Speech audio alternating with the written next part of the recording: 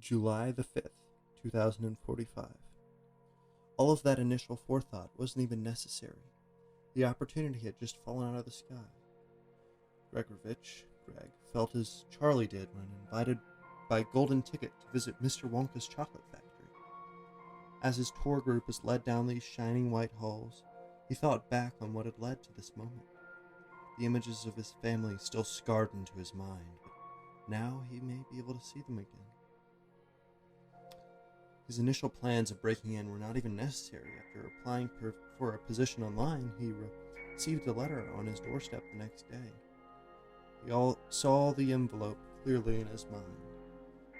Its stark white background with the Astrotech company logo clearly stamped on it. The words underneath stating the company's logo: "Paving humanity's past, present, and future." The next moment seemed like just a dream. After opening the envelope and reading the address, he got into his battered blue Ford and left.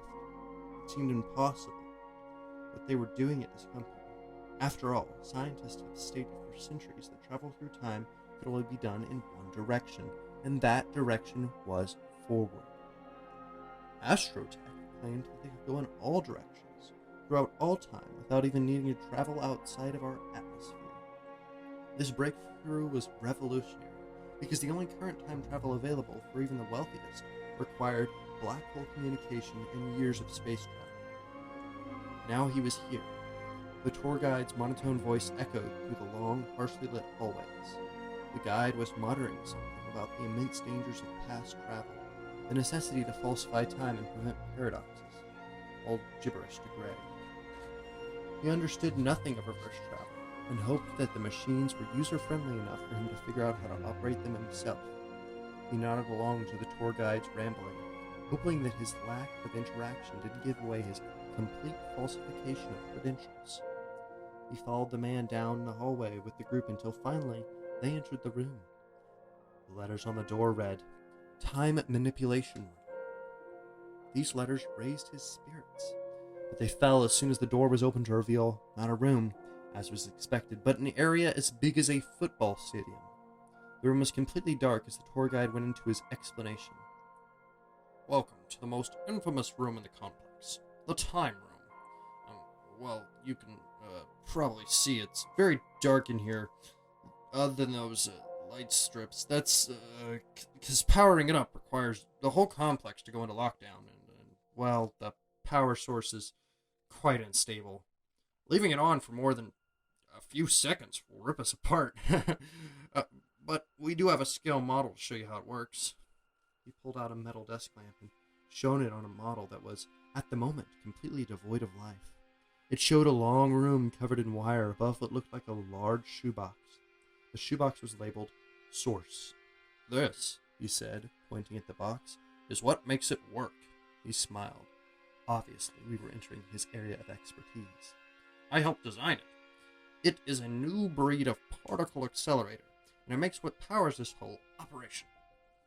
He looked around, expecting people to understand what this machine made. Disappointed at a lack of responses, he turned back to the box. "It creates miniature black holes, only the size of my little finger. Of course, we don't have the power to contain it long, so we can only keep it on for no more than a few seconds. But when we do..." He flicked a switch and sparks began to fly from what initially looked like a coil of wires. An oval window, no bigger than a toenail, opened up to reveal nothing. Then the guide switched it off and the window disappeared. "The ability to travel through time is right at our fingertips. No need for clumsy races with black holes that will most likely end in death. Additionally, we have the ability to go backwards." The guide then proceeded to explain how going backwards was a lot more difficult than going forwards, but it was mostly a lot of words that Greg did not understand. What he did understand, however, was that it was real. Greg was elated. He finally had a chance to go back and fix what had gone wrong. He just needed to get rid of this group first. "All right, folks," the tour guide sounded bored again, leading them on to the next room. "It's time for the magic of memory eraser. What makes those pesky paradoxes all but disappear?" This was Greg's chance. "Excuse me, could you point me to the restroom?" The tour guide rolled his eyes, thinking, Is this really the bright future of employees of this complex? He sighed. Go ahead. It's down the main hall. Second door on the left. You'll find us back at the door labeled The Necessity of Memory Loss. Greg wandered down the hall. He actually did have to go to the bathroom. He passed doors with labels such as Office 2, The Effects of Killing One's Ancestry, and Department 74, The Effects of Eating Cheese Mid-Teleport. And, of course, Office 22, Human Defecation Center, with 2 doors labeled Male and Female. Greg pulled at the door labeled Male and stepped inside. The bathroom was clean and showed no sign of use.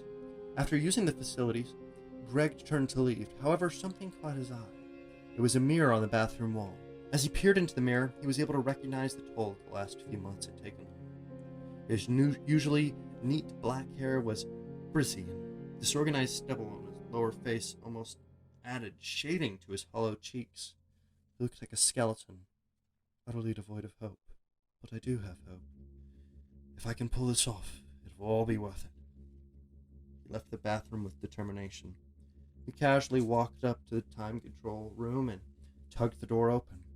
The room was still black, but he pulled out his pocket torch and, switching it on, he lit up the cavernous room filled with wires and reflective panels. The center of the room looked like a gaping maw filled with needle-like wires pointing inwards in an oval-shaped position.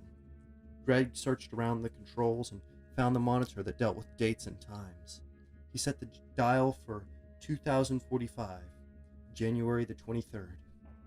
He scanned the wall a second time for a power switch. His eyes settled on a glass-encased red button. It required a key to open. Greg did not have a key. However, he did have a wrench. He smashed down through the glass and permanently crushed the button's crimson plastic into that perfectly white table. The room spun into life, the entire arena lighting up as if creating the greatest fireworks show of all mankind. Then the alarm started.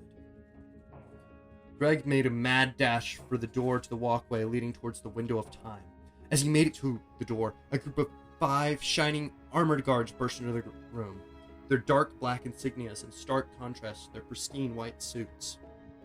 Greg ran down the landing and desperately dashed for the window. He was feet away when he felt a sharp pain in his shoulder. He had been shot. Greg stumbled forward, his last breath dragging him towards the window. The guards were on top of him now, the pain unbearable. With his last bit of strength, he flung himself into the unknown. I'm sorry. 2045, January the 23rd. The cold woke him up. Where was he? Nothing felt right. He tried to open his eyes to see what was around him, but he could see nothing. He opened his mouth to speak, but the words were removed forcefully, replaced with nothing but silence.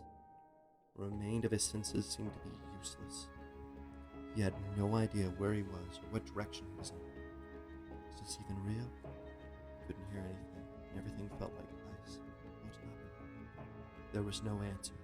He did not understand, and he never would. January 23rd, 2045. Gregorovich Steinklaver was the first man to be ejected into space without a suit outside of Earth's orbit.